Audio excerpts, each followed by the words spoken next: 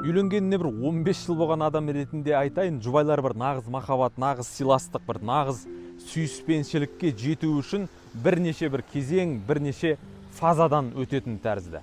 Бірінші кезең ол идеализация кезеңі. Бұл кезде жұбайыңыздың кемшіліктері көзіңізге көрінбейді, той думан, енді қосылу сияқты бір эмоциялық моменттер ғой қысқасы. Бір дүниедегі бір ең асыл жар сізге ғана бұйырғандай, ең әдемі қыз сіздікі болғандай бір алабұртқан кезең ғой қысқасы. Бұдан кейінгі фаза күнде көре бергесін бір жалығу, тойып кету кезеңі сияқты. Жастардың арасында бір-бірінің тек кемшіліктерін ғана көретін бір уақыттар келеді. Өзгеріп кеттің, бір қайдан ғана бір жолықтың дейтін бір айыптаулардың да айтылатын кезі осы шақ.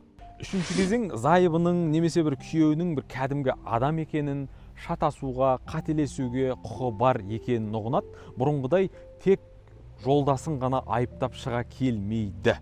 Кемшілік өзінде де бар екенін сезеді. Отбасын сақтап қалу үшін бір махаббат жеткіліксіз екенін, кешірім, сабыр сияқты екі тараптан да инвестиция керек екенін түсіне бастайды. Қазақша айтқанда бір жастарға ақыл кіре бастайды ғой. Ақыл кіргесін жұбайларда құрмет те қоса пайда болады. Сөйтіп жұбайлар достарға, бір өмірлік серіктерге айналады. Ештеңе жасырмайтын, ақылдасатын, бас қосуларға бөлек бара алмайтын бір жұптарды көрсеңіз, міне бір нағыз бір досқа айналған жұптар осылар.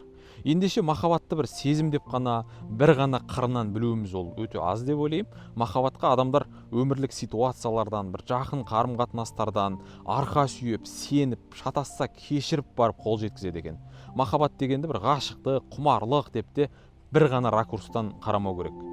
Егер жақында үйленіп, бір жұбайыңызбен ренжісіп, компромиске келе алмай, махаббатымыз өшіп қалды, бітті деп ойлап жүрсеңіз, қателесесіз, сөзіме сеніңіз, сіздердің махаббаттарыңыз әлі басталған да жоқ.